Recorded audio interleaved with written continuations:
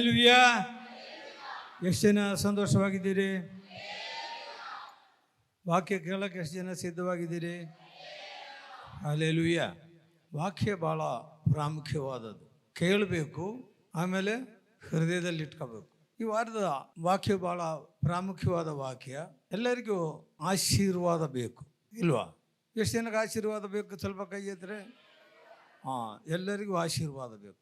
ಆಶೀರ್ವಾದ ಬೇಕು ಅಂದರೆ ನಾವು ಏನು ಮಾಡಬೇಕು? ಹಳೆಯ ಒಡಂಬಡಿಕೆಯ ಕಾಲದಲ್ಲಿ ಅಬ್ರಹಾಮನನ್ನು ದೇವರು ಕರೆದನು. ಅಬ್ರಹಾಮನಿಗೆ ಕರಿಬೇಕಾದ್ರೆ ಎಷ್ಟು ವಯಸ್ಸಾಗಿತ್ತು ಅಬ್ರಹಾಮನಿಗೆ ಗೊತ್ತಾ? 75 ವಯಸ್ಸಿದ್ದಾಗ ಅಬ್ರಹಾಮನನ್ನು ದೇವರು ಕರೆದರು. ಹಲ್ಲೆಲೂಯಾ. ಆದಿಕಾಂಡ 12ನೇ ಅಧ್ಯಾಯದಿಂದ ಓದು ಸ್ವಲ್ಪ. ಅಬ್ರಾಮನು ಕಾರಾನ್ ಪಟ್ಟಣವನ್ನು ಬಿಟ್ಟು ಹೊರಟಾಗ ಯೆಹೋವನ ಅಬ್ರಾಮನಿಗೆ, ನೀನ್ ಸ್ವದೇಶವನ್ನ, ಬಂಧು ಬಳಗವನ್ನ, ತಂದೆಯ ಮನೆಯನ್ನ ಬಿಟ್ಟು. ಏನೇನು ಬಿಡ್ಬೇಕಂದ್ರೆ? ಸ್ವದೇಶವನ್ನ. ಯೆಹೋವ ಅಬ್ರಹಾಮನಿಗೆ ನೀನು ಸ್ವದೇಶವನ್ನ, ಬಂಧು ಬಳಗವನ್ನ, ತಂದೆಯ ಮನೆಯನ್ನ ಬಿಟ್ಟು ನಾನು ತೋರಿಸುವ ದೇಶಕ್ಕೆ ಹೊರಟು ಹೋಗು. ನಾನು ನಿನ್ನನ್ನ ದೊಡ್ಡ ಜನಾಂಗವಾಗುವಂತೆ ಮಾಡುವೆ. ಆಶೀರ್ವದಿಸಿ. ಒಟ್ಟು 7 ಆಶೀರ್ವಾದ ಅಬ್ರಹಾಮನಿಗೆ ವಾಗ್ದಾನ ಮಾಡಿರೋದು. ಕೊಟ್ಟಿಲ್ಲ, ಕೊಡ್ತೀವಿ ಅಂತ ವಾಗ್ದಾನ. ಏನೇನು ಬಿಡಬೇಕು? ಬಿಟ್ಟರೆ ಕೊಡ್ತೀನಿ ಅಂತ ಹೇಳಿದ್ದಾರೆ. ನೀನು ಸ್ವದೇಶವನ್ನ ಬಿಡಬೇಕು, ಬಂಧು ಬಳಗವನ್ನ ಬಿಡಬೇಕು, ತಂದೆ ಮನೆಯನ್ನ ಬಿಡಬೇಕು. ನಾನು ನಿಮಗೆ ತೋರಿಸೋ ದೇಶಕ್ಕೆ ಹೊರಟು ಹೋಗು. ಹಲ್ಲೆಲೂಯಾ. ಇಷ್ಟು ಮಾಡಿದರೆ 7 ಆಶೀರ್ವಾದಗಳನ್ನು ದೇವರು ಅಬ್ರಹಾಮನಿಗೆ ಕೊಟ್ಟಿದ್ದಾನೆ. ಹಲ್ಲೆಲೂಯಾ. ಏನದು 7 ಆಶೀರ್ವಾದ ನೋಡು. ನಾನು ನಿನ್ನನ್ನ ದೊಡ್ಡ ಜನಾಂಗವಾಗುವಂತೆ ನಾನು ನಿನ್ನನ್ನು ದೊಡ್ಡ ಜನಾಂಗವಾಗುವಂತೆ ಮಾಡಿ. ಅದು ಮೊದಲನೇ ಆಶೀರ್ವಾದ. ಎರಡನೇದು ಆಶೀರ್ವದಿಸ್ತೀವಿ, ಅದು ಎರಡನೇ ಆಶೀರ್ವಾದ. ಆಮೇಲೆ ಮೂರನೇದು ನಿನ್ನ ಹೆಸರನ್ನು ಪ್ರಖ್ಯಾತಿಗೆ ತರುವನು. ಮೂರನೇ ಆಶೀರ್ವಾದ ನೋಡು. ನಾಲ್ಕನೇ ಆಶೀರ್ವಾದ, ನೀನು ಆಶೀರ್ವಾದದ ನಿಧಿಯಾಗುವೆ. ಹಲ್ಲೆಲೂಯಾ. ಆಶೀರ್ವಾದ ನಿಧಿ ಅಂದರೆ ಎಲ್ಲೋದ್ರೂ ನೀನು ಆಶೀರ್ವಾದಿಸಲ್ಪಡ್ತೀವಿ. ಹಲ್ಲೆಲೂಯಾ. ಲೋಕದಲ್ಲಿರುವ ಎಲ್ಲರಿಗೂ ನೀನೊಂದು ಆಶೀರ್ವಾದ ನಿಧಿ ಆಗುವೆ. ಆಮೇಲೆ ನಿನ್ನನ್ನು ಹರಸುವೆನು. 5ನೇ ಆಶೀರ್ವಾದ, ನಿನ್ನನ್ನು ಹರಸುವನು. ಹಲ್ಲೆಲೂಯಾ. ಯಾರು ನಿನ್ನನ್ನು ಹರಸ್ತಾರೋ ಅವ್ರನ್ನ ಹರಸುವನು. ನಿನ್ನನ್ನು ಶಪಿಸುವವರನ್ನ ನಿನ್ನನ್ನು ಯಾರಾದರೂ ಶಪಿಸಿದರೆ ಅವರನ್ನು ಶಪಿಸುವನು. ಯಾರು ಶಪಿಸ್ತಾರೆ? ದೇವರು ಶಪಿಸ್ತಾನೆ. ಅಬ್ರಹಾಮ್ಗೆ ಹೇಳ್ತಾನೆ, ನಾನು ನಿನ್ನನ್ನು ಕರೆದಿರುವನು, ನಿನ್ನನ್ನು ಯಾರಾದರೂ ಶಪಿಸಿದರೆ ನಾನು ಅವರನ್ನು ಶಪಿಸ್ತೇನೆ. ಹಂಗಾದ್ರೆ ದೇವರ ಮಕ್ಕಳಿಗೆ ಶಪಿಸ್ಬೇಕಾದ್ರೆ ಸ್ವಲ್ಪ ಹುಷಾರಾಗಿ ಯೋಚನೆ ಮಾಡಿಕೊಂಡು ಶಪಿಸ್ಬೇಕು. ಹಲ್ಲೆಲೂಯಾ. ಮತ್ತೆ ನೋಡು, ನಿನ್ನ ಮೂಲಕ ಭೂಲೋಕದ ಎಲ್ಲಾ ಕುಲದವರಿಗೂ ಆಶೀರ್ವಾದ ಉಂಟಾಗುವುದು. ಹಲ್ಲೆಲೂಯಾ. ಅಲ್ಲಿಗೆ ಎಷ್ಟು ಆಶೀರ್ವಾದ? 7 ಆಶೀರ್ವಾದ ನಿನಗೆ ಕೊಡುತ್ತೀವಿ. ಹಲ್ಲೆಲೂಯಾ. 3 ವಿಷಯಗಳು ಕಂಡೀಷನ್ ದೇವರು ಹೇಳಿದರು. ಆ ವಿಷಯಗಳು ಮತ್ತೊಂದು ಸರ್ತಿ ಓದು. ಏನೇನದು? ನೀನು ಸ್ವದೇಶವನ್ನ ಬಿಡಬೇಕು, ಬಂಧು ಬಳಗವನ್ನ ಬಿಡಬೇಕು, ತಂದೆ ಮನೆಯನ್ನ ಬಿಡಬೇಕು. 3 ವಿಷಯಗಳು. ಹಂಗಂದ್ರೆ ಏನ್ ಗೊತ್ತಾ? ಮೊದಲನೇದಾಗಿ ನಿನ್ನ ಪಾರಂಪರ್ಯವನ್ನ ಬಿಡಬೇಕು. ಹಳೆ ಪಾರಂಪರ್ಯಗಳು ಕೆಟ್ಟುಗಳು ಇರ್ತಾವಲ್ಲ, ಅದನ್ನ ಬಿಡಬೇಕು. ಅದೇನೇನು ಇರ್ತವೆ ಅಂತ ಗೊತ್ತಲ್ಲ ನಿಮಗೆ. ಅಬ್ರಹಾಮನ ತಂದೆಗೆ ಏನು ಕೆಲಸ ಮಾಡ್ತಾ ಇದ್ರು ಗೊತ್ತಾ? ಅಬ್ರಹಾಮನಿಗೆ ತಂದೆಗೆ ಒಂದು ಫ್ಯಾಕ್ಟ್ರಿ ಇತ್ತು. ಏನು ಫ್ಯಾಕ್ಟ್ರಿ? ವಿಗ್ರಹಗಳು, ಗೊಂಬೆಗಳನ್ನ ತಯಾರು ಮಾಡ್ತಾ ಇದ್ದ. ಅಬ್ರಹಾಮನ ಏನು ಮಾಡ್ತಾ ಇದ್ದು? ಗೊಂಬೆಗಳನ್ನ ತಲೆ ಮೇಲೆ ಇಟ್ಕೊಂಡು ವ್ಯಾಪಾರ ಮಾಡ್ತಾ ಹೋಗ್ತಾ ಇದ್ದ. ಹಲ್ಲೆಲೂಯಾ. ದೇವರು ಹೇಳಿದರೆ ಅದನ್ನ ಮೊದಲು ಬಿಡಬೇಕು. ಆಮೇಲೆ ಈ ಕೆಲಸಗಳು ಯಾರನ್ನ ಮಾಡ್ತಾರೋ ಅವರಿಂದ ನೀನು ಬಿಟ್ಟು ಬರ್ಬೇಕು. ಹಲ್ಲೆಲೂಯಾ. ಆಮೇಲೆ ಮೂರನೇದು, ಬಂಧು ಬಳಗವನ್ನ ತಂದೆ ಮನೆಯನ್ನ ಬಿಡಬೇಕು. ಹಲ್ಲೆಲೂಯಾ. 3 ವಿಷಯಗಳು. ಆಮೇಲೆ ಇನ್ನು ಕೆಲವು ವಿಷಯಗಳಿದ್ದಾವೆ. ಮೊದಲನೇದಾಗಿ ಆಶೀರ್ವಾದ ಪಡ್ಕೋಬೇಕು ಅಂದರೆ ನಿನ್ನ ಹಳೆ ಪಾರಂಪರ್ಯವನ್ನು ಬಿಡಬೇಕು, ಬಂಧು ಬಳಗ ಅವರನ್ನು ಬಿಡಬೇಕು. ಯಾಕಂದರೆ ಅವರು ಕೂಡ ದೇವರ ಸನ್ನಿಧಿಯಲ್ಲಿ ಬರೋದಾದರೆ ಬರಲಿ, ಇದೆಲ್ಲ ಬಿಡಬೇಕು ಅಂತ ಹೇಳಿದ್ದಾರೆ. ಆದರೆ ಅಬ್ರಹಾಮನ ಏನು ಮಾಡಿದರು? ಬಿಟ್ಟಿಲ್ಲ. ಬಂಧು ಬಳಗವನ್ನು ಬಿಡು ಅಂದರೆ ಅಲ್ಲಿಂದ ಒಬ್ಬನಿಗೆ ಕರ್ಕೊಂಡೇ ಬಂದ್ಬಿಟ್ಟ. ಹಲ್ಲೆಲೂಯಾ. ಕೆಳಗನ ನೋಡೋಣ ಮತ್ತು ಏನೇನು ಆಶೀರ್ವಾದ ಗಡ್ಡಿಯಾಗಿರೋ ವಿಷಯಗಳೇನು ಅಂತ. ಮೊದಲನೇದಾಗಿ ಪಾರಂಪರ್ಯವನ್ನು ಬಿಡಬೇಕು. ಎರಡನೇದಾಗಿ ಏನು ಮಾಡಿದ್ರು ಗೊತ್ತೇನು? ಯಾರನ್ನ ಬೆಂದು ಬಳಗವರನ್ನ ಕರ್ಕೊಂಬರಬೇಡ ಅಂದರೆ ಅವ್ರನ್ನ ಕರ್ಕೊಂಬಂದ್ರವ್ರನ್ನ ಮೊದಲು ಕಳಿಸ್ಬೇಕು. ಯಾರನ್ನ ಕರ್ಕೊಂಬಂದು ಹೇಳ್ರೆ? ಲೋಟನನ್ನು ಕರ್ಕೊಂಬಂದ, ಅವನನ್ನು ಬಿಟ್ಟ. ಇದೆಲ್ಲ ಆದ್ಮೇಲೆ ಆಶೀರ್ವಾದ ಬಂದಿರೋದು. ಮೂರನೇದಾಗಿ ಒಂದು ದೊಡ್ಡ ತಪ್ಪು ಮಾಡಿದ ಅಬ್ರಹಾಮನು. ಏನು ಮಾಡಿದ್ರು ಗೊತ್ತಾ? ಮಿಸ್ರೈಮ್ ದೇಶಕ್ಕೆ ಹೋದಾಗ ಅಲ್ಲಿಂದ ಒಂದು ದಾಸಿಯನ್ನ ಕರ್ಕೊಂಬಂದ್ಬಿಟ್ಟ. ಹಲ್ಲೆಲೂಯಾ, ದಾಸಿಯನ್ನ. ಅದು ನಾವು ಮುಂದೆ ನೋಡ್ತೀವಿ, ಆ ವಾಕ್ಯವನ್ನು ನಾವು ನೋಡ್ಕೊಳ್ಳೋಣ. ಮತ್ತು ಜೆರೆಮ್ಯನ ಬರೆದ ಗ್ರಂಥದಲ್ಲಿ ಮತ್ತೆ ಇವನ್ ವಿಷಯವಾಗಿ ಹೇಳ್ತಾರೆ. ನೋಡೋದನ್ನ ಏನು ಅಂದ್ರೆ, ಜೆರೆಮ್ಯ ಪ್ರವಾದನೆ ಗ್ರಂಥ 2ನೇ ಅಧ್ಯಾಯ 13ನೇ ವಾಕ್ಯ. ನನ್ನ ಜನರು 2 ಅಪರಾಧಗಳನ್ನು ಮಾಡಿ, ನನ್ನ ಜನರು 2 ಅಪರಾಧಗಳನ್ನು ಮಾಡಿದ್ದಾರೆ. ಜೀವಜಲದ ಬುಗ್ಗೆಯಾದ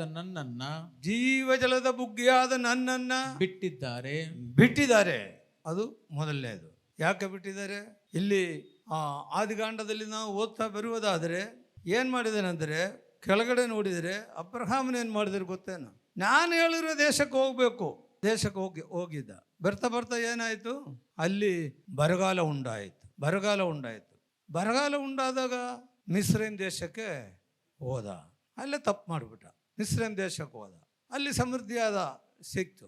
ಅಲ್ಲಿ ಹೋದ ದೊಡ್ಡ ಅನಾಹುತಗಳು ಉಂಟಾಯಿತು. ಏನೇನು ಅನಾಹುತಗಳು ಗೊತ್ತಾ? ಸುಳ್ಳು ಹೇಳಬೇಕಾಗಿ ಬಂತು. ಸುಳ್ಳು ಹೇಳಿದ್ದು ಏನಂತ ಸುಳ್ಳು ಹೇಳಿದು? ಸ್ವಂತ ಹೆಂಡತಿಗೆ ಹೇಳಿಕೊಟ್ರು ಸಾರಳಿಗೆ. ಯಾರನ್ನ ಕೇಳಿದ್ರೆ ನಿನ್ನ ತಂಗಿಯಿಂದ ಹೇಳು ಅಂತ ಹೇಳಿದರು. ಸುಳ್ಳು. ಹಲ್ಲೆಲೂಯಾ. ಆಮೇಲೆ 2ನೇದಾಗಿ ನೋಡು, ಜನಿಸ 12:9 ನೋಡಪ್ಪ. ತರುವಾಯ ಅಬ್ರಾಹ್ಮನಳಿಂದ ಹೊರಟು ಕನಾನ್ ದೇಶದ ದಕ್ಷಿಣ ಸೀಮೆಗೆ ಮುಂದೆ ಹೋಗುತ್ತಾ ಇದ್ದನು. ಆ ದೇಶದಲ್ಲಿ ಘೋರ ಕ್ಷಾಮವಿದ್ದರಿಂದ ಅಲ್ಲಿರದೆ ಐಗುಪ್ತ ದೇಶದಲ್ಲಿ ಕೆಲವು ಕಾಲ ಇರಬೇಕೆಂದು ಆ ಬೆಟ್ಟದ ಸೀಮೆಯಿಂದ ಇಳಿದು ಹೋದನು. ಬೆಟ್ಟದ ಸೀಮೆ ಇಳಿದು ಹೋದರು. ಹಲ್ಲೆಲೂಯಾ. ಬೆಟ್ಟದ ವಿಷಯ ನಾನು ಆಗಲೆಲ್ಲ ಮಾತಾಡಿದ್ವಲ್ಲ. ಇಲ್ಲ, ಲೋಟನಿಗೆ ಹೇಳಿದ್ರು ನೀನು ಎಲ್ಲಿಗೆ ಹೋಗ್ಬೇಕಂದ್ರೆ ಬೆಟ್ಟದ ಸೀಮೆಗೆ ಹೋಗು ಅಂತ ಹೇಳಿದ್ದ. ಆದರೆ ಇಲ್ಲಿ ಅಬ್ರಹಾಮನು ಬೆಟ್ಟದ ಸೀಮೆಗೆ ಹೋದ. ಆಮೇಲೆ ಬೆಟ್ಟದ ಸೀಮೆಯಿಂದ ಏನಾಯಿತು? ಇಳಿದು ಹೋದ. ಬೆಟ್ಟದ ಸೀಮೆ ಅಂದರೆ ಏನು? ಲೋಟನಿಗೆ ಏನು ಹೇಳಿದು ದೇವರು? ಈ ಪ್ರದೇಶ ಎಲ್ಲೂ ನಿಲ್ಲದೆ ಬೆಟ್ಟದ ಸೀಮೆಗೆ ಓಡು. ಈ ಪ್ರದೇಶದಲ್ಲಿ ಎಲ್ಲೆಲ್ಲಿ ಇರಬೇಡ, ನೀನು ಬೆಟ್ಟದ ಸೀಮೆಗೆ ಓಡಿ ಹೋಗು. ವಾಕ್ಯಗಳೆಲ್ಲ ಬರ್ಕೊಳ್ರಿ, ಬರೆದು ಕಲೀರಿ. ದೇವರ ವಾಕ್ಯ ಜೀವ ಉಳ್ಳದು. ದೇವರ ವಾಕ್ಯ ಆತ್ಮೀಯವಾಗಿ ಬೆಳವಣಿಗೆ ಉಂಟಾಗುತ್ತೆ. ದೇವರ ವಾಕ್ಯ ಕಲಿತರೆ ನಿಮ್ಮ ಆತ್ಮೀಯವಾಗಿ ಬೌದ್ಧಿಕವಾಗಿ ದೇವರು ನಿಮ್ಮನ್ನು ಮೇಲಕ್ಕೆ ತರ್ತಾರೆ. ಇದನ್ನು ಈ ಕಿವಿ ಕೇಳಿ ಈ ಕಿವಿ ಬಿಟ್ಬಿಟ್ರೆ ಏನು ಉಪಯೋಗ? ವಾಕ್ಯವನ್ನು ಹೃದಯದಲ್ಲಿ ಇಟ್ಕೋಬೇಕು, ಕೇಳಿದಾಗ ಹೇಳ್ಬೇಕು ನೀವು. ಲೋಟನಿಗೆ ಏನು ಹೇಳಿದ್ರಿ ಹೇಳ್ರಿ? ಬೆಟ್ಟದ ಸೀಮೆ ಹೋಗು ಅಂತ ಹೇಳಿದ್ರು. ಲೋಟನ ಏನಾಯಿತು? ನನ್ನ ಕೈಲಿ ಆಗಲ್ಲ ಅಂದರೆ ಬಿಡಪ್ಪ, ನಿನ್ನ ಇಷ್ಟ ಬಂದಂಗೆ ಹೋಗು ಅಂತ. ಏನಾಯಿತು? 2 ಕೆಟ್ಟ ಜನಾಂಗಗಳಲ್ಲಿಂದ ಪ್ರಾರಂಭವಾಯಿತು. ಹಲ್ಲೆಲೂಯಾ. ಇಲ್ಲಿ ಅಬ್ರಹಾಮನ ಏನು ಮಾಡಿದ್ರು? ಬೆಟ್ಟದ ಸೀಮೆಗೆ ಹೋದರು. ಮತ್ತು ಅಲ್ಲಿಂದ ಬರಗಾಲ ಅಂದೇಳಿ ಕೆಳಗಡೆ ಇಳಿದು ಬಂದ್ಬಿಟ್ಟ. ಅಲ್ಲಿ ಏನಾಯಿತು? 3-4 ತಪ್ಪುಗಳು ಮಾಡಿಬಿಟ್ಟ. ಮೊದಲನೇದಾಗಿ ಸುಳ್ಳು ಹೇಳಿದ. ಹೆಂಡತಿಯನ್ನ ತಂಗಿಂದ ಹೇಳಿದ. ಫರೋನ್ ಏನು ಮಾಡಿದ್ರು? ತಂಗಿಂದ ಹೇಳಿ ಇವಳನ್ನ ಕರ್ಕೊಂಡು ಹೋಗ್ಬಿಟ್ಟ. ಹಲ್ಲೆಲೂಯಾ. ಆದರೆ ದೇವರು ಅಬ್ರಹಾಮನನ್ನು ಕರೆದಿರೋದ್ರಿಂದ ದೇವರು ಫರೋನೊಂದಿಗೆ ಮಾತನಾಡಿದ್ದು. ನೀನೇನು ತಪ್ಪು ಮಾಡ್ತಾ ಇದೆಯಾ? ಯಾರನ್ನು ಗೊತ್ತಾ? ಅವಳು ಅಬ್ರಹಾಮನ ಹೆಂಡತಿನ ಕರ್ಕೊಂಬಂದಿದ್ದೇನೆ. ಸ್ವಾಮಿ ತಪ್ಪಾಯ್ತು ಅಂದ್ರೆ ಕರ್ಕೊಂಡು ಹೋಗಿ ತಕ್ಷಣ ಬಿಟ್ಬಿಟ್ಟ. ಆಮೇಲೆ ಫರೋನ್ ಕೇಳ್ತಾರೆ, ನೀನು ಯಾಕಪ್ಪ ನನಗೆ ಸುಳ್ಳು ಹೇಳಿದ್ಯಾ? ಯಾಕೆ ಸುಳ್ಳು ಹೇಳಿದ್ಯಾ? ಎಂಥ ಕೆಟ್ಟ ಮರ್ಯಾದೆ ಇಲ್ಲ. ಅನ್ಯ ಜನಗಳಿಂದ ಯಾಕೆ ಸುಳ್ಳು ಹೇಳಿದೆ ಅಂತ ನಮಗೆ ಕೇಳಿದ್ರೆ ನಮಗೆ ವಾಕ್ಯದಲ್ಲಿ ಏನು ಹೇಳಿದ್ದಾರೆ? ಸುಳ್ಳು ಹೇಳು ಅಂತ ಹೇಳಿದಾರ? ಹೇಳ್ಬಾರ್ದು ಅಂತ ಹೇಳಿದಾರ? ಸುಳ್ಳು ಹೇಳಬಾರ್ದು ಅಂತ ಹೇಳಿದ್ದಾರೆ. ಬೇರೆಯವ್ರು ಬಂದು ನೀನು ಯಾಕಪ್ಪ ಸುಳ್ಳು ಹೇಳಿದೆ ಅಂದರೆ ನಮ್ಮದು ಏನಾಗುತ್ತೆ ಹೇಳ್ರಿ? ಫರೋನ್ ಬಂದು ಅಬ್ರಹಾಮ್ನಿಗೆ ಹೇಳ್ತೀನಿ, ನೀನು ಯಾಕಪ್ಪ ಸುಳ್ಳು ಹೇಳಿದೆ ನನಗೆ? ಹಲ್ಲೆಲೂಯಾ. ಮತ್ತು ಕೆಲವು ವಿಷಯಗಳು ಏನಾಗಿತ್ತು ಮತ್ತೆ ಅದರಿಂದ ಏನೇನಾಯಿತು ಅಂದರೆ ಅಬ್ರಹಾಮನ ನಂಬಿಕೆ ಕಳ್ಕೊಂಡು ಹೋಯಿತು. ಯಾಕೆ ನಂಬಿಕೆ ಹೋಯ್ತು ಗೊತ್ತಾ? ಅಬ್ರಹಾಮನ ನಂಬಿಕೆ ಕಳ್ಕೊಂಡ್ರದ್ದು ಎಲ್ಲಿ? ದೇವರು ಕರೆದಾತವನು, ದೇವರು ನಂಬಿಕೆಸ್ತನು. ಆ ನಂಬಿಕೆಸ್ತನಾದ ದೇವರು ನಿನ್ನನ್ನು ಕರೆದ್ರೆ ನಿನಗೆ ಎಂದೂ ಉಪವಾಸ ಇಡೋದಿಲ್ಲ. ಅವನನ್ನು ನಂಬಬೇಕು. ಅಬ್ರಹಾಮನ ಏನು ಮಾಡಿದ್ರು? ಬರಗಾಲ ಬಂದ ತಕ್ಷಣ ಓಡೋಗ್ಬಿಟ್ಟ ಮಿಸ್ರೈಮಿಗೆ. ಹಲ್ಲೆಲೂಯಾ. ಆವಾಗ ಏನಾಯಿತು? ನಂಬಿಕೆ ಹೋಯಿತು. ನಂಬಿಕೆ ಹೋಗಿರೋದ್ರಿಂದ ಏನಾಯಿತು? ಅಲ್ಲಿ ಹೋದಾಗ ಏನು ಮಾಡಿದ್ರು ಗೊತ್ತಾ? ಏನೇ ಒಂದು ಸ್ಟೆಪ್ಪಿನೇನ ಕರ್ಕೊಂಬಂದ್ಬಿಟ್ಟ. ಯಾರನ್ನ? ಹಾಗರನ್ನ ಕರ್ಕೊಂಬಂದ್ಬಿಟ್ಟ. ದಾಸಿನ ಹೇಳಿ ಕರ್ಕೊಂಬಂದ್ಬಿಟ್ಟ. ಅವಳು ಒಂದು ಮಗು. ಏನಾಯಿತು? ಮನೆಯಲ್ಲಿ ಸಮಾಧಾನ ಹೋಯಿತು. 2 ಹೆಂಡತಿಯರೊಂದು ಮನೆಗಿದ್ರೆ ಸಮಾಧಾನ ಇರ್ತದ? ಈ ಆಶೀರ್ವಾದಗಳು ಯಾಕೆ ಅವನಿಗೆ ಸಿಕ್ಕಲೇ ಇಲ್ಲ?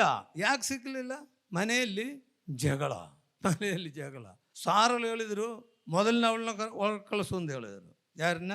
ದಾಸಿಯನ್ನ, ಅವ್ರ ಮಗುವನ್ನ. ಅವ್ನ ಮಗು ಆಗ್ಬಿಡ್ತು. ಮಗು ಆಗ್ಬಿಡ್ತು. ಮಗುನ ದಾಸಿನ ಹೊರಗಡೆ ಕಳಿಸು.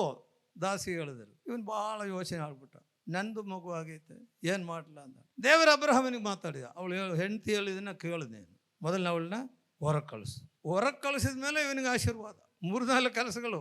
ಆಶೀರ್ವಾದ ಬೇಕು ಅಂದರೆ ನಿಮ್ಮಲ್ಲಿ ಏನೇನು ಕೆಟ್ಟದಿದೆಯೋ ಅದನ್ನು ತೆಗೆದುಹಾಕಬೇಕು.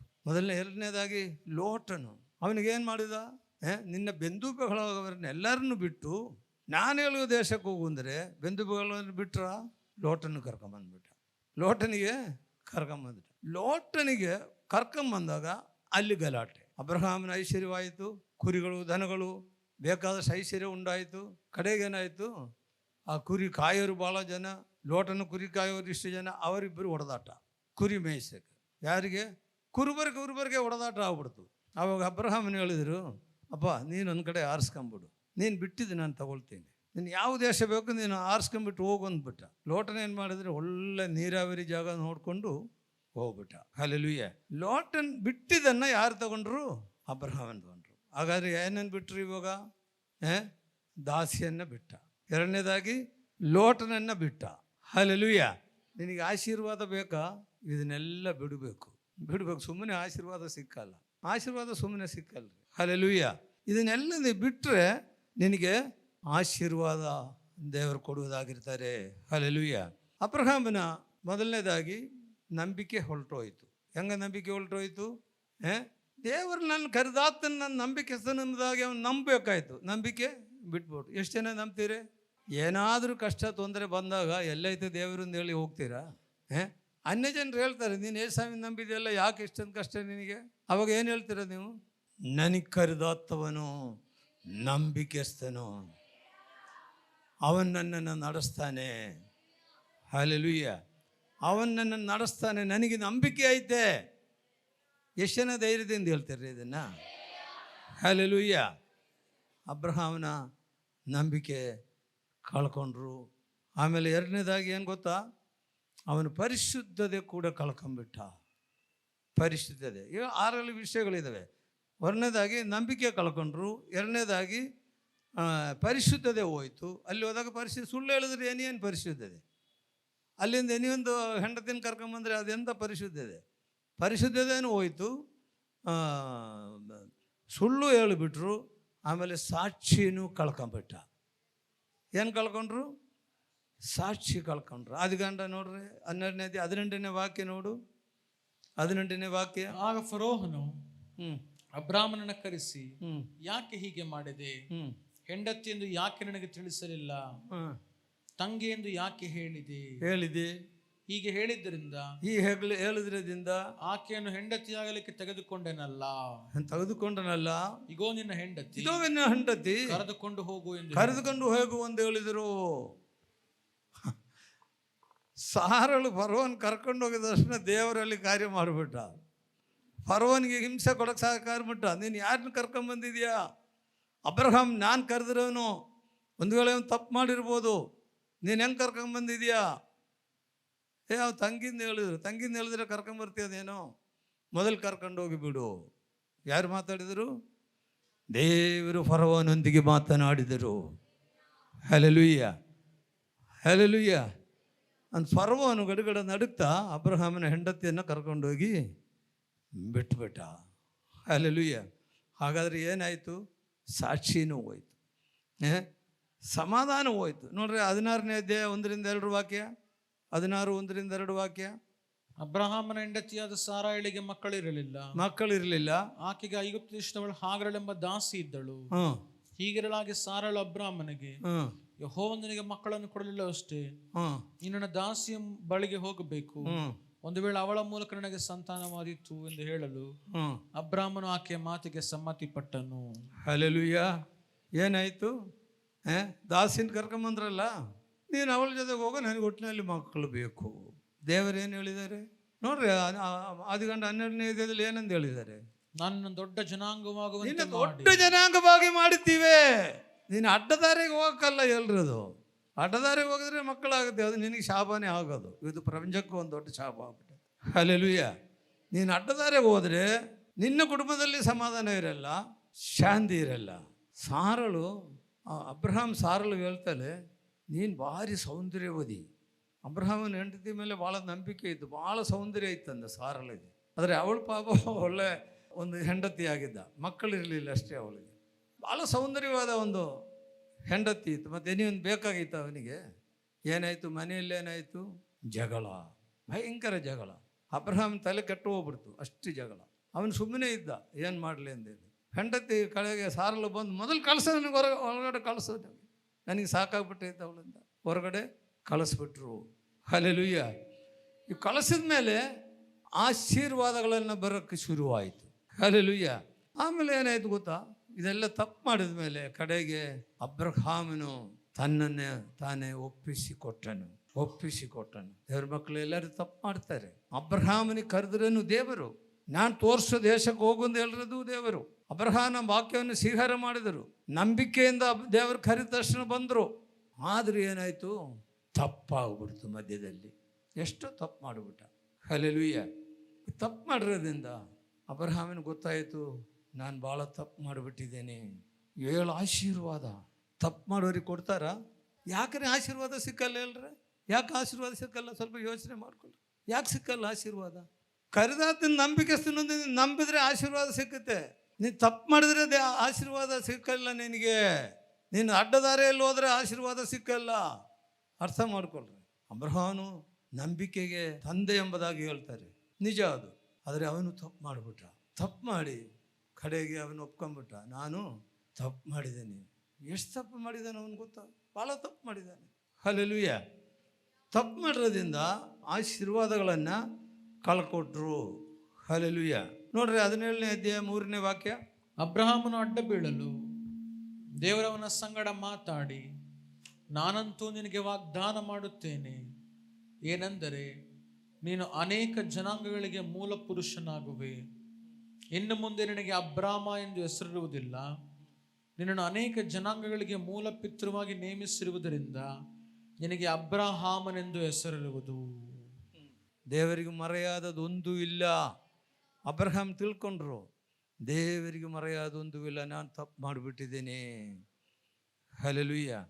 ಬೆಟ್ಟಕ್ಕೆ ಹೋಗಂದ್ರೆ ಬೆಟ್ಟ ಇಳಿದು ಹೋಯ್ತು. ನಾನು ನಿನ್ನನ್ನು ನಂಬಿದಲ್ಲೇ ನಾನು ಮಿಸ್ರೈಮ್ ದೇಶಕ್ಕೆ ಹೋದ, ಅಲ್ಲಿಂದ ಅನಾಹುತ ಆಯಿತು. ತಪ್ಪು ಮಾಡಿಬಿಟ್ಟಿದ್ದೀನಿ ದೇವರೇ ಎಂಬುದಾಗಿ ಹೇಳಿದಾಗ ದೇವರವನ್ನು ಆಶೀರ್ವದಿಸಕ್ಕೆ ಶುರುವಾಯಿತು. ಓದ ವಾಕ್ಯಗಳು ಒಂದೊಂದೇ ಓದು.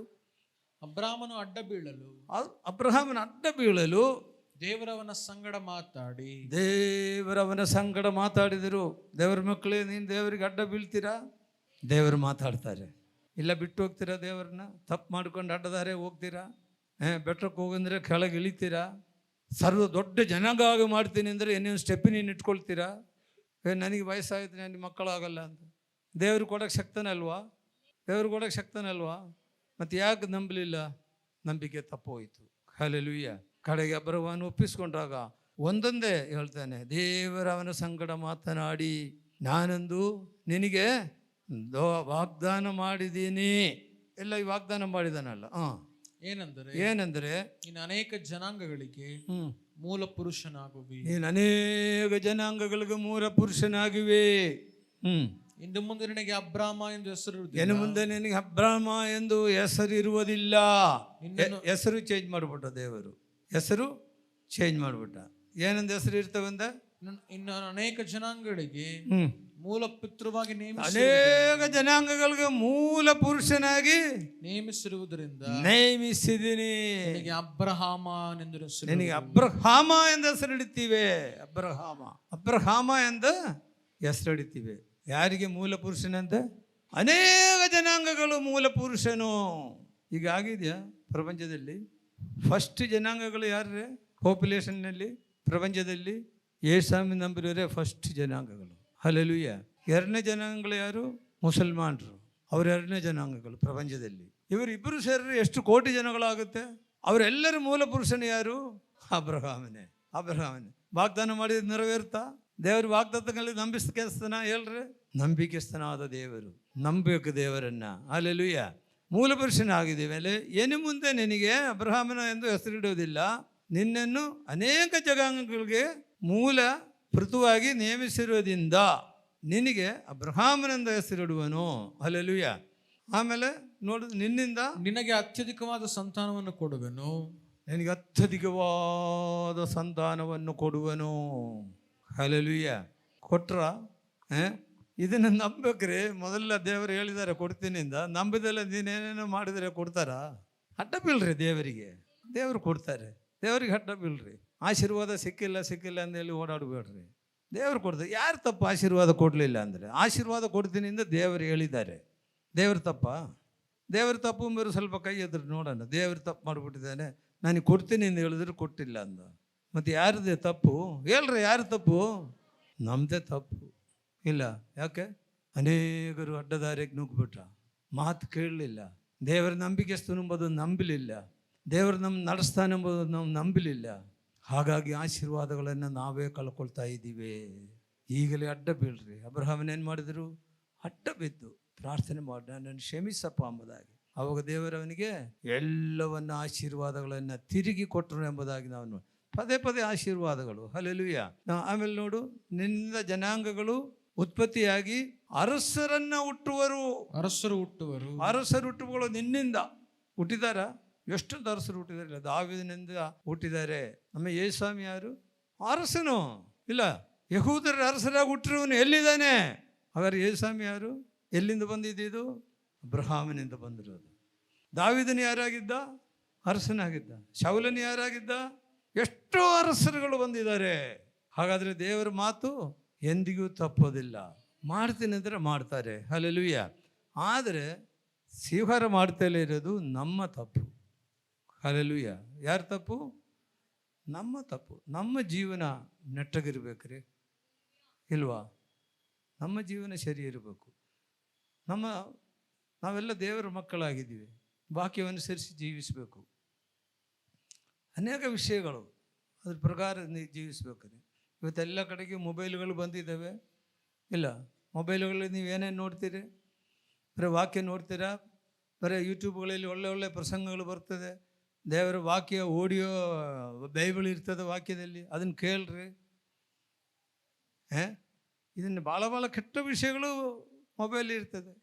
ನೀನೇನು ತಲೆ ಮೇಲೆ ಇವತ್ತು ಜ್ಞಾನ ಎಷ್ಟು ಬೆಳೆದಿ ಅಂದರೆ, ನೀನು ತಲೆ ಮೇಲೆ ಯೋಚನೆ ಮಾಡಿದ್ರೆ ಮೊಬೈಲ್ನಾಗ ಬಂದುಬಿಡ್ತದೆ. ಅದು ಯಾವುದನ್ನು ಕೆಟ್ಟದ್ದು ಯೋಚನೆ ಮಾಡ್ತೀಯಲ್ಲ, ಮೊಬೈಲ್ನಾಗ ಅದೇ ಬಂದುಬಿಡ್ತದೆ. ಕೆಟ್ಟದ್ದು ನೋಡಬೇಡ್ರಿ, ಕೆಟ್ಟ ವಿಷಯಕ್ಕೆ ಹೋಗಬೇಡ್ರಿ. ಹಲ್ಲೆಲೂಯ. ಸಣ್ಣ ವಯಸ್ಸಿನಲ್ಲಿ ಬಾಯ್ ಫ್ರೆಂಡು, ಗರ್ಲ್ ಫ್ರೆಂಡು ಇವೆಲ್ಲ ಬೇಡ. ಬಾಯ್ ಫ್ರೆಂಡ್ ಬೇಡ, ಗರ್ಲ್ ಫ್ರೆಂಡ್ ಬೇಡ. ತಂದೆ ತಾಯಿ ಮದುವೆ ಮಾಡ್ತಾರೆ, ಅವಸರ ಮಾಡೋಕ್ಕೆ ಹೋಗ್ಬೇಡ್ರಿ. ಹಲ್ಲೆಲೂಯ. ಇವೆಲ್ಲ ಮಾಡಿದ್ರೆ ಏನಾಗುತ್ತೆ? ಆಶೀರ್ವಾದ ಕಳ್ಕೊಂಡ್ಬಿಡ್ತೀರಿ. ಹಲ್ಲೆಲೂಯ. ಓದು ವಾಕ್ಯವನ್ನು. ನಿನ್ನಿಂದ ಜನಾಂಗಗಳು ಉತ್ಪತ್ತಿಯಾಗಿ ಅರಸರು ಹುಟ್ಟುವರು. ನಿನಗೂ ನಿನ್ನ ಸಂತತಿಗೂ ದೇವರಾಗಿರುವನೆಂದು ನಾನು ನಿನಗೋಸ್ಕರವೂ ನಿನ್ನ ಸಂತತಿಯ ಎಲ್ಲಾ ತಲಾಂತರಗಳಿಗೋಸ್ಕರವೂ ಮಾಡಿಕೊಂಡ ನನ್ನ ಒಡಂಬಡಿಕೆಯನ್ನು ಸ್ಥಿರಪಡಿಸುವನು. ಹಲ್ಲೆಲೂಯ. ಹಲ್ಲೆಲೂಯ. ಒಡಂಬಡಿಕೆ, ದೇವರಿಗೂ ನಮಗೂ ಆಗಿರುವ ಕವನೆಂಟ್ ಒಡಂಬಡಿಕೆ. ಒಡಂಬಡಿಕೆ ಏನು ಗೊತ್ತಾ? ಅನೇಕ ಒಡಂಬಡಿಕೆಯಲ್ಲಿ ಅಗ್ರಿಮೆಂಟ್ ಮಾಡ್ತಾರೆ, ಅದ್ರಾಗೆ ಸೀಲ್ ಹಾಕ್ತಾರೆ. ಇಲ್ಲ, ತಪ್ಪಕ್ಕೆ ಬರಲ್ಲ. ಅದನ್ನು ದೇವರಿಗೂ ನಮಗೂ ಇರೋ ಒಂದು ಒಡಂಬಡಿಕೆ. ದೇವರು ಹೇಳ್ತಾರೆ, ನಾನು ನಿಮಗೆ ಒಡಂಬಡಿಕೆಯನ್ನು ಕೊಡ್ತೀನಿ, ಸೀಲ್ ಮಾಡಿ ಕೊಡ್ತೀನಿ. ನಾನು ಮಾತ್ರ ತಪ್ಪಲ್ಲ, ನೀವು ತಪ್ಪಬೇಡ್ರಿ. ನೀವು ತಪ್ಪಿ ಕಳ್ಕೊಂಡ್ರೆ ನನ್ನ ಜವಾಬ್ದಾರಿ ಅಲ್ಲ. ಹಲ್ಲೆಲೂಯ. ಆಶೀರ್ವಾದ ಯಾಕೆ ಬರಲ್ಲ? ಈಗಲೇ ತಲೆ ಮೇಲೆ ಯೋಚನೆ ಮಾಡಿಕೊಳ್ಳ್ರಿ, ಯಾರು ಮಿಸ್ಟೇಕು ಎಂಬುದಾಗಿ. ಇಲ್ಲಿ ದೇವರೇನು ಹೇಳ್ತಾನೆ? ನಾನು ಒಡಂಬಡಿಕೆ ಮಾಡಿಕೊಡ್ತೀನಿ. ಹಲ್ಲೆಲೂಯ. ಒಡಂಬಡಿಕೆ ಮಾಡಿಕೊಡ್ತೀನಿ. ನಾವು ಒಡಂಬಡಿಕೆ ಏನಿರ್ತವಂದೆ? ಸ್ಥಿರವಾಗಿರ್ತದಂದೆ. ಸ್ವಲ್ಪ ಕಾಲವಲ್ಲ, ಸ್ಥಿರ ಶಾಶ್ವತವಾದ ಒಡಂಬಡಿಕೆ ಇರತಂಗ ಅದು ಇದ್ದೇ ಇರ್ತದೆ. ಈ ಆಶೀರ್ವಾದ ನಮಗೆ ಬೇಕು ಅಂದರೆ ನಾವೇನು ಮಾಡಬೇಕು? ನಾವು ನೆಟ್ಟಗೆ ಜೀವಿಸಬೇಕು. ಅಡ್ಡದಾರಿ ಹುಡುಕ್ಬೇಡ್ರಿ. ಯೇಸು ಏನು ಹೇಳಿದಾನೆ? ನಾನೇ ಮಾರ್ಗ, ನಾನೇ ಸತ್ಯ, ನಾನೇ ಜೀವ, ನಾನೇ ಮಾರ್ಗ ಬಿಟ್ಟು ಬೇರೆ ಮಾರ್ಗಕ್ಕೆ ಹೋಗಬೇಡ್ರಿ. ಸತ್ಯ ಬಿಟ್ಟು ಸುಳ್ಳಿಗೆ ಹೋಗಬೇಡ್ರಿ. ನಿತ್ಯ ಜೀವ ಬಿಟ್ಟು ಬೇರೆ ಜೀವಕ್ಕೆ ಹೋಗಬೇಡ್ರಿ. ಇಷ್ಟು ಮಾಡಿದರೆ ನಿಮಗೆ ನಿತ್ಯ ಜೀವ ಸಿಕ್ಕತ್ತೆ. ಈ ಪ್ರಪಂಚದಲ್ಲಿ ಕೂಡ ನಮ್ಮನ್ನು ದೇವರು ಆಶೀರ್ವದಿಸ್ತಾರೆ. ಈ ಇರುವ ಜಾಗದಲ್ಲಿ ನೀವು ಇರಬೇಕಾಗಿರೋದಿಲ್ಲ. ಯಥಾರ್ಥವಾಗಿ ದೇವರ ಮಕ್ಕಳಾಗಿದ್ದೀರಿ, ದೇವರ ವಾಕ್ಯವನುಸರಿಸಿ ಜೀವಿಸಿದರೆ ದೇವರು ನಮ್ಮನಿಗೆ ದಿನೇ ದಿನೇ ಮೇಲಕ್ಕೆ ತರ್ತಾರೆ. ಹಲ್ಲೆಲೂಯ. ದೇವರು ನಮಗೆ ದಿನೇ ದಿನೇ ಮೇಲಕ್ಕೆ ತರ್ತಾರೆ. ಹಲ್ಲೆಲೂಯ. ಇದು ಬೇಕು ಅಂದರೆ ವಾಕ್ಯವನುಸರಿಸಿ ಜೀವಿಸಿದರೆ, ವಾಕ್ಯಗಳಿಂದ ದೇವರು ನಮ್ಮನ್ನು ಆಶೀರ್ವದಿಸಲಿ. ನಾವು ಪ್ರಾರ್ಥನೆ ಮಾಡಿಕೊಳ್ಳೋಣ. ಸರ್ವಶಕ್ತನೂ ನಿತ್ಯನೂ ಆಗಿರುವ ಸ್ವರ್ಗೀಯ ತಂದೆಯೇ, ಯೇಸುವೇ, ನಿನ್ನ ಅಮೂಲ್ಯವಾದ ವಾಕ್ಯಗಳನ್ನು ನಾವು ಕೇಳಿದ್ದೀವಲ್ಲಪ್ಪ. ಅಬ್ರಹಾಮನಿಗೆ ದೇವರ ಆಶೀರ್ವಾದಗಳನ್ನು ಕೊಡ್ತೀನಿ ಅಂತ ಹೇಳಿದರು. ಅವನ ನಂಬಿಕೆ ಕಳ್ಕೊಂಡ್ರು. ಬೆಂದೂಬುಗಳನ್ನ ಬಿಡದಲೆ ಲೋಟನ ಕರ್ಕೊಂಬಂದರು. ಅನೇಕ ತಪ್ಪುಗಳನ್ನು ಮಾಡಿದರು, ಸುಳ್ಳು ಹೇಳಿದರು, ಮನೆಯಲ್ಲಿ ಜಗಳ ಆಯಿತು. ಕಡೆಗೆ ಅವನ ಅಡ್ಡ ಬಿದ್ದು ದೇವರ ಹತ್ರ ಕೇಳಿಕೊಂಡಾಗ ದೇವರ ಅವನ್ನ ಕ್ಷಮಿಸಿ ಎಲ್ಲ ಆಶೀರ್ವಾದಗಳನ್ನು ಕೊಟ್ಟು ಒಡಂಬಡಿಕೆ ಮಾಡಿ ಸ್ಥಿರವಾಗಿರ್ತದೆ ಎಂಬುದಾಗಿ ಸೀಲ್ ಹಾಕಿ ಕೊಟ್ಟರಲ್ಲಪ್ಪ ಕರ್ತನೆ. ಅದೇ ಆಶೀರ್ವಾದಗಳನ್ನು ನಮಗೆ ಕೊಡಪ್ಪ. ನಾವು ನಿಮ್ಮ ವಾಕ್ಯವನುಸರಿಸಿ ಜೀವಿಸ್ತೀವಪ್ಪ. ಬಿಡುಗಡೆಯನ್ನು ಕೊಡು ಕರ್ತನೆ. ವಾಕ್ಯ ಕೇಳುವ ಪ್ರತಿಯೊಬ್ಬರನ್ನು ಆಶೀರ್ವದಿಸು, ಬಲಪಡಿಸು, ಶಕ್ತಿಗರಿಸಪ್ಪ. ನಿತ್ಯ ಜೀವಕ್ಕೆ ಬಾಧ್ಯಸ್ಥರಾಗುವಂತೆ ಮಾಡಪ್ಪ. ಯೇಸು ಕ್ರಿಸ್ತನ ನಾಮದಲ್ಲಿ ಬೇಡುತ್ತೀವಿ ತಂದೆಯೇ.